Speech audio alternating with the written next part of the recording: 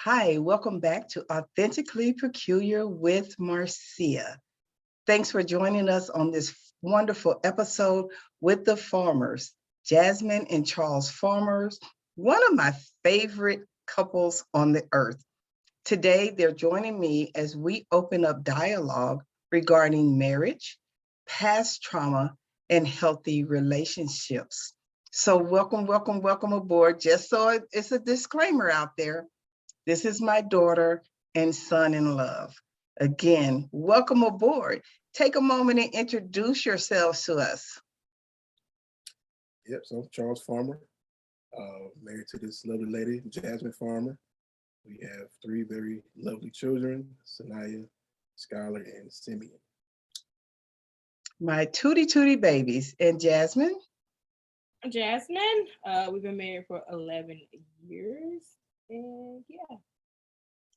Thank you all for joining. I know that you're doing this as a favor to me, but I often share with you all that I think you need to have your own podcast because you all are like poster children coming from families that you didn't really have an in your face relationship building model. And you all had to learn how to be in relationships. So tell me this, how did you all meet? Well, we actually met on a website called datehookup.com. Probably doesn't exist anymore. That's how long it's been. Oh, wow. Yeah, so we met there around, I want to say, 2010-ish. Yeah. And, we just been together ever since. We met on there, chopped it up a little bit, and yeah. Wow, that's pretty awesome because I always hear horror stories about people meeting on dating websites or apps. I have clients right now who are struggling with apps trying to meet people, and they often say, well, there's nothing out there. And it's like, well, wait a minute. I got a testimonial couple that's been together, married, 3 children, 11 years. And while they had to learn how to understand marriage, it worked for them. So we're understanding that you all met outside of my generation norm, because, we met folks in person, grocery stores, church, and stuff like that. How did you all identify that you gelled? We liked a lot of the same thing. We one and the same almost. His video games. I think when we first started talking, it was literally God. Yeah. That we talked about a lot. Yeah. Video games. Me going to bookstores. We both enjoyed, reading. Harry Potter. It was something it's kind of different for most people, but it's something Star Wars. We're nerds. Yeah. So it clicked. It clicked with us, yeah. Oh, nice. So it really was having those thoughts about being in relationships. And let me ask you this, because I hear a lot of people say this, I want him to stop playing video games. Was that a issue when you all got together? Because I hear a lot of young ladies saying he played the games, but it's like when you all met, he was playing a game. What are your thoughts about that? No, it doesn't bother me. Just flat out, it doesn't bother you. It wasn't anything to create a distraction. I guess I don't understand why it would bother someone. And because it's what they like. That'll be like someone telling you not to read so much. You can't, just because you're married to someone or with someone, you can't take their hobbies away. You don't become one person. You're just two individual people who came together. So you still have your separate hobbies and interests. And to take something that someone loves so much away just because you don't agree with it, why don't you sit down and learn how to play the game? Or read next to them. Yeah. Nice. Like if it's a big deal of what they're doing, and then just be around them when they're doing it, learn what draws them into it, what they like. You can talk about it. I don't play it, but I can talk to him about his games because I know he likes. And when we first met, I played, way more often than I do now. Of course, I have, a lot more responsibilities with the kids and stuff. So I just kind of pick and choose my spots on when to play. You don't want to be too excessive with it. So, if it's something you love, you still got to do it. it shouldn't, no one should take that away from you if it's something you like to do. I totally agree with that. I don't believe that when you get in a relationship, your goal should be to change someone and make them into this robot that you need. I believe that you need to have an authentic relationship and learn to understand one another. What were some challenges that you all had in learning each other and being in relationship? Yeah, so neither one of us had, like that perfect. Of course, nobody's perfect. A perfect example of a marriage, or what to do when this happens or when that happens. So, Mhm, naturally, you have your growing pains. mhm, Of course, communication is always key to any type of relationship. There may be some things that you didn't know about her or she didn't know about you, but you always have to make sure you communicate that with each other, mhm, directly, no matter what it is. mhm. That was one of our biggest things. That one of our challenges when we first met. We didn't, we didn't communicate, about as well, nearly as we do right now. So Yeah, Nice. I think that, yeah. You said what was the What were some of the challenges? okay? Communication was one, Mhm, and because if you take into account our age when we got married, we were very very young. yeah, So at the beginning, we weren't mature. We did not have mature conversations. We couldn't talk through anything without talking at each other, mhm, name calling. But as we got mm, older, we realized none of that is needed to effectively communicate.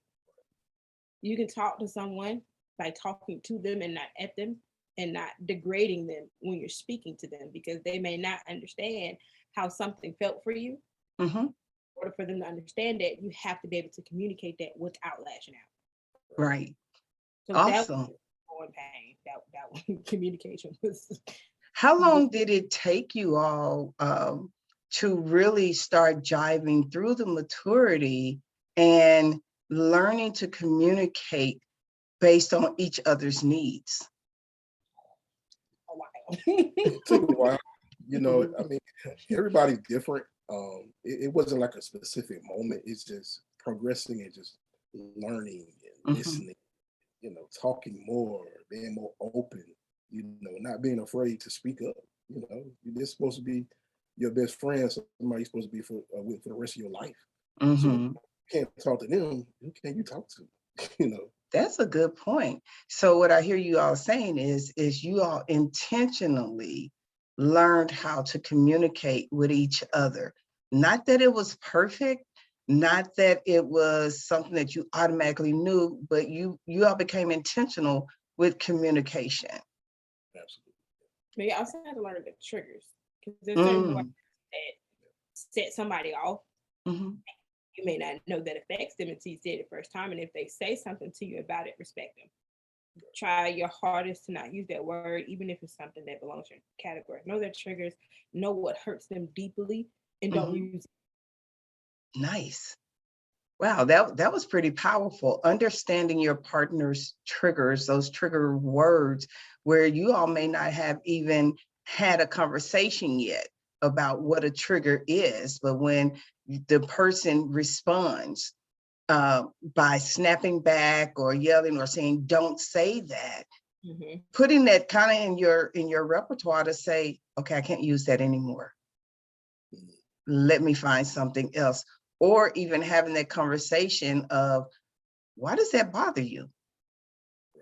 To see if there is an open opportunity for healing for that individual. I remember, and I hope y'all don't mind me sharing this, but I remember leading up to the wedding, and my child audience, my children are spoiled. They're not rotten, but they're spoiled. And CJ walked into a situation where my baby had him believing he could not tell her no. He was running, trying to do everything. And I had to say to him, you do know it's okay to say no to her. She doesn't always get everything that she wants. And I think part of the challenge is learning each other. And so in that situation, tell me, do y'all remember that situation?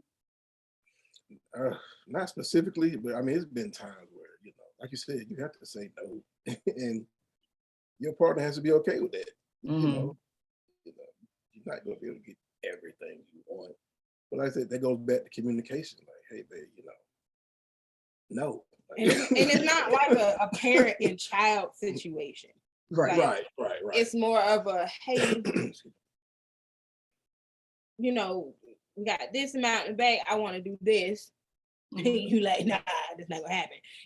But you talk about, right now it wouldn't be financially smart to do it. That's mother matters. Like, no. And as you get older, you realize it doesn't bother you. 9 times out of 10, you can anticipate how the conversation gonna go before it even start, but you still have it because it's on your heart. So that's another thing. Nice. So let me ask you this question, shifting just a little bit. When you all first came together, how did you, well, let me ask this question first. How important is it to set boundaries on family involvement in your marriage? Well, it's extremely important because at that point, it don't become just you and your spouse. It becomes you, your spouse, your mama, your cousin, and your brother. All of y'all are not in that relationship. And you can forgive your spouse, but your family ain't never gonna forget. So that causes issues because every time you run with them, I told you he was no good. You don't even want to open the door for that because you don't want to defame or talk down about your spouse in the presence of anyone. Right. Because they can always come back and bite you. Now, if there's a situation where you just need to talk to someone, you get a trusted someone. Preferably, if you're married, someone that is married. Right. Because single people don't think like married people at all. So you have to take that into consideration. But yeah, don't. If you can avoid involvement, mama, dad, and them, don't. I remember early on in you all's marriage, and I shared this with all of my kids, it's not my job to be in the middle of your marriage. Y'all can come talk to me if you want to, but it's not my job. And a lot of parents have difficulty separating and staying out of other folks' business. And so what would you say to a young couple who is just starting out about keeping even friends, unless it's someone that they trust, to be a part of the stuff in marriage? Yeah, to a young couple, man, you're just starting out. Like I said, it goes back to communicating. Like, that it's going to be, unfortunately, you're probably going to fight. But you all have to find a way to work through that together as best as you can. It's tempting to go to somebody and just vent and just give them everything, tell them everything, but they don't know all the ins and outs. Like my mom always said, it's 2 sides to every story. You know what I mean? So they only get in your side, and you two are the ones who had to fight. So it's the best for you to work it out as best you can.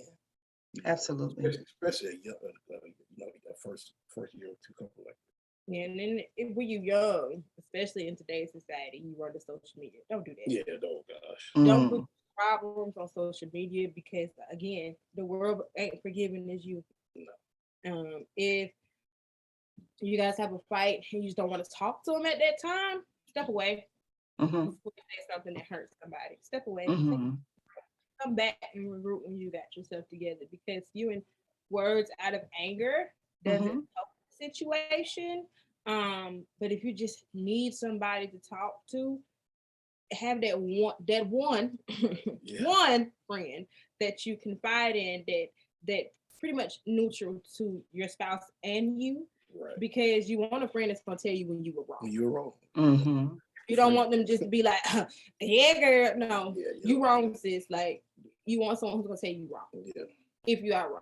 Like this. That's how you gotta go in marriage. The reason we say typically talk to a married couple, 9 times out of 10, that married couple don't have that same argument. It may have not went out the way you had it, but they got a little bit more experience with certain things and how to finesse it. Okay. So tell me this. When you think back over your relationship and past either relationship trauma that you experienced firsthand or vicariously by watching parents go through things or other people go through things. How has some of that, or has any of that ever showed up in your marriage? I can say expectations. Mm. Sometimes you come into a relationship with expectations of what you're seeing from others, not necessarily knowing that what's going on behind closed doors. So Mhm. that whole thing, everything that glitters ain't gold. You see these people who stand there and they do certain things a certain way, but you don't know what happened behind closed doors. So then you Mhm. impose those expectations on your marriage, and your Mhm. marriage may not fit those expectations. So growing pains, you have to grow out of those expectations and be realistic with your marriage, because your Mhm. marriage ain't gonna be the same as someone else's. So it can cause a lot of head butting in the beginning when you're trying to figure out, well, hey, I thought it was gonna look this way. Marriage don't look like this. It look like this. So Mhm. it takes some time to work through that. Okay. Mr. Farmer, anything to add to that part? I mean, I pretty much agree with her. I mean, your marriage is going to be your marriage. I mean, Mhm. Absolutely. And if you tried, one of the things I warn people about doing is something that you all both immediately agreed to. Don't run to social media to try to get marriage and relationship stuff, especially messy social media sites where it's just a bunch of mess. They like drama, they keep up drama. Stay away from that. What are some of the biggest challenges that you all had to go through in order to create this healthy marriage that you're living now? one of the things that we try to do now is we still try to date each other. Uh, Nice. from me working as much as I did, you kind of you get stuck in a hamster wheel sort of where you just working all the time, and you kind of forget about your spouse. So you have to Mm, make sure you still continue to date each other, do those things that you did when you first met. Don't change now because you're working. Don't let them mhm. dictate how your marriage is going. You dictate how it's going. So do those things that makes you fall in love with that person in the first place. Nice. Miss Then Farmer? what complications? Say what you said. Say the question one more time. So my question was, what were some of the challenges that you all faced that helped you to get to a healthy marriage? Oh, okay. Well, we'll start with kids. So Okay. yes, because we were so young when we got married, and then young when you had your first kid, and that imposes even more strain on your marriage because you're Mhm. learning your parenting styles and communication. Like we may say it a lot, but that is the biggest challenge, in my opinion, in marriage is communication, communicating to each other, communicating to the world, um, growing together. When you start growing Mm, apart, that's the problem. But you need to assess it before you get too far apart. That's a challenge you take. Like our age was a challenge because we grew up together. If that makes sense. mm. So we were Because you learning. all were how old again? I was 20. I was 23. Mhm. So Okay. you're learning who you are as a person, as well as Mhm. trying to navigate a what you would call a permanent relationship. So Mm, that itself causes complications because you don't even know who you are. You've changed. You know, mhm. they've changed. You're like, oh wait, this not the person I'm married anymore. So now I have to learn how to love this person. Yeah. So Mhm. that becomes a challenge. And if I could share, one of the things I remember when Sanaya, my first baby, was born, the nurse, of course, it was a great moment. I was so happy. I cried a little bit, to my baby. Mhm. But she said, "Don't forget about mommy." Mm. I never forget her saying that to me. Don't forget about mommy, because as a dad, especially when you have a girl, you tend to, oh, it's my baby. You forget about mommy. Mommy still needs you to be, her husband. Mhm. So that's one thing you don't want to forget. It's a beautiful moment for you that time. You still have to remember you still are married to that woman, and she needs time and attention and love and all that good stuff too. Wow, that's pretty powerful.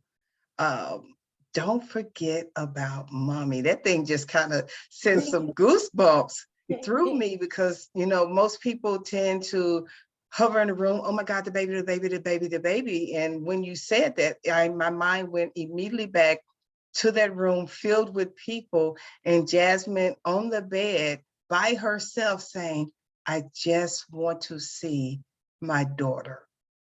And when you said that, that thing just went all back through me. And it was like, man, how do we miss that opportunity? So thank you so much for sharing, that it's really important to date. It's really important to not forget, to not leave your spouses out. And just like, don't forget mommy, don't forget daddy as well. You want to make sure that you're keeping those things going and keeping that insight moving. So let me ask you this. If you were sitting before couples right now, how would you, or what would you say would be indicators to show that they are growing apart? Ooh, from a man's perspective, if you're constantly on your phone, or, looking at social media, looking at the baddies on Instagram and doing all this stuff, you don't even know it, but you actually can start to compare your spouse to other women. So those women, that's just they're putting on for social media. It's not for you. That's not your woman. So don't lose sight of who you have right in front of you. Wow, that's pretty powerful. So what I hear you saying is, be mindful of what you're taking in. If you're spending a lot of time with social media, it's so very easy to start trying to have this comparison going on and wanting your mate to live up to this script. I call everything on social media a script, because I just feel like everything is scripted, and it's so that you can get the number of likes and the number of followers and things of that nature. So that's pretty powerful. In any other things that indicate that you're growing apart?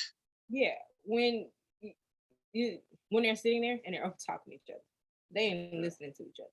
They give each other the floor to speak. So at that point, they're not paying. They don't have each other in mind. It's just them. That over talk. Let me speak. Over talking thing. It starts to drive a wedge. Then if they just get uncomfortable sitting next to each other, that you can notice something's going on. They both on their phone, although they are close, but they're both on their phone. Something's driving a wedge. So those are kind of like things that you can start picking up on that will be like, oh, they might want to have a conversation. Just and if they actually know each other, because you can talk to people and find out if they actually know their spouse or not. What would be indicators that, just for example, if you were talking to somebody randomly and getting to know them, or just kind of checking to see, well, do you actually know your spouse? What would be a question that you would ask? It could be something as simple as, what's your favorite meal? Since you complain about video games, what game you like? What games you like? Yeah.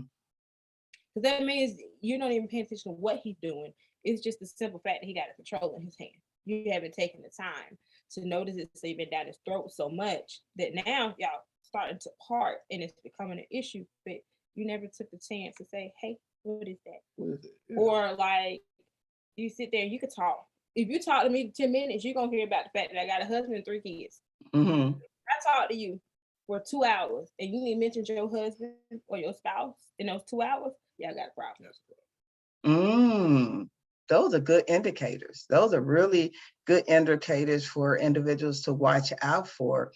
And when someone sees those kind of indicators that there's a growing apart, do you all have any suggestions on how to actually engage in conversation with your significant other about what you're seeing or what you're experiencing? It's kind of tricky. Okay. If it's us talking to someone that we notice, you have to tread lightly, because people get offended so easy. It's more so to try to bring up a conversation amongst us that can bring in everybody to talk. Gotcha. So, because we're okay with each other, we can typically have a deep conversation, and then people start joining in, and that's when you be like, oh, well, babe, did you see that? Not us, but they be like, that's when they go get their spouse. They want their spouse to join in. So it's ways to talk, but not necessarily say, I saw this. Because if you say that, they immediately are going to jump defensive and you're not going to get through. Gotcha. Put the phones away, turn TV off, have 100% engagement with that, with that person. I mean, you have to. It's crucial. Okay. And so those would be actually some really healthy coping skills that you would put out. And I can imagine that you all may have some more, but what I heard you say is put the phones away. Learn how to engage in conversation, be intentional, learning the triggers of your spouse, and communicate. That's what I'm hearing. Anything else that you would add for coping skills on how that, they can deal with challenges? I used to write him letters. Really? Get it out, and I knew that I would say something because I'm angry. Mm-hmm. I write a letter, and then we can sit and read it and talk about it. Oh, nice. That way everything is out, and I'm not so angry or frustrated over my words. I put thought into it, so now we can have an actual conversation. We sit down, we talk. Another thing is like, don't go to bed angry. They always told me that. The best advice is try your best not to go to sleep angry because you wake up angry. People just try to make it, even if it's just a simple good night. Just don't go to sleep in silence. That's another coping thing, because if you're so full of anger, you don't talk, it's going to affect you. And then he put the spoon and the fork, and now the spoon and the fork became a huge problem because you were still harboring onto that anger you had in a prior situation. So that's about it. Again, communication. That's huge. Let me ask you all this. Is marriage, or does marriage require a compromise? Yes. Yes, it does. Just flat out. Okay. Because you're not the same person. You're two separate people. So where you have similar beliefs, everything isn't the same. So you have to find a middle ground. You got to compromise, because I'm not going to change him. He's not going to change me. So the best thing to do, compromise. Come to a solution that you both are happy with. It's a give and take. There are things that men do when we're single that you got to put away. Such as the boyish behavior, like of course, you can't chase women anymore. You can't, I wouldn't advise you stay out till 3 a.m. Stuff like that. Be respectful towards your spouse. Respect is a huge thing. You don't want to talk. I call her outside of her name. Really don't want to do that, man. No matter how mad you are, still be the man. Be the man of your house. Be the king. This is your queen. You had to treat her as such. So always be respectful. Be mindful of the things you're saying to your spouse. But let me ask you this, because you just brought up a very good point, because there's always these conversations, ain't no good men, ain't no good women, from both of your perspective, based on your agenda. What is a good man and head of the house, and what is a good woman in her role in the house? Either one of you. We'll take one more role. What you as a man would think one more would be? Okay, yeah. For me, a good woman's a good listener. Somebody that takes care of stuff without me having to tell her. She already got my back. She already knows. Just somebody that's hard working. I love an intelligent woman is always a plus. Somebody that can cook. I'm not saying you have to, but it's not. You don't want to always eat out all the time. Just like I said, somebody great listener, somebody respectful that doesn't make me feel small. And very, unfortunately, very prideful. We don't like to be talked down to. We like to be lifted up. That'll make me grab 2-3 extra more groceries. My wife like, oh man, you so handsome. Oh girl, you're strong. I got to pick up the whole car. Like that S on the chest comes out there. You compliment your man. I like that. I like being lifted up like that. Because it's tough out here. So I will say a few things like that. Yeah. Woman in my eyes. A good man, a good listener. There you go. A good listener. Too excited. Good listener. I love the chemistry. I love the chemistry. Buddy. Mm-hmm. Hardworking, but at the same time, not so hardworking that his family passes him by. Joyful, like he finds something that brings him joy, he does it. Confident, a protector. Mm-hmm. I'm not gonna say provider because I feel like a woman or a man could be a provider. You know, it's not a man's role, in my opinion, to be the only provider. Mm-hmm. And in this day and age, it's really hard for a singular provider. That's just my opinion. I mean, a lot of people won't agree with that, but I just think that it's really difficult for a singular provider and the pressure that comes with that. True. I also think a good man is someone who can see when his wife is, or significant other is down. And doesn't berate her for being down. Mm-hmm. One who will pick up where she fell off without making her feel small. Mm-hmm. I also think a good man is someone who treats everyone with respect. Not just everybody. Intelligent. Mm-hmm. They can hold a great conversation. It's not just big booties and stripper clubs. Okay. It's books or, hey, did you see this? What you think about this? Let's talk about it. Things like that. I think that makes it a good man. You're just a good human in general. Like, you want to be kind. You want to treat people with respect. You want to protect your family, but you also want to be sensitive to the needs of your spouse. One thing I applaud my wife for, I was kind of joking a little bit earlier, but like, when I don't get too much of the finance, but when I don't have a certain amount of money, man, we tend to we ball up. But my wife always stays positive. You really want to get with somebody that has a positive attitude, man. Because when you down and you worried about finances or you worried about the job, or whatever, you want somebody that's gonna be like, hey, we good. It's gonna be okay. You got somebody that's down, on that same frequency as you, man, that's gonna cause a lot of issues. Yeah. So, you want that yin to your yang, for lack of a better term, in my opinion. Wow, this has been a great interview. Let me ask you all this.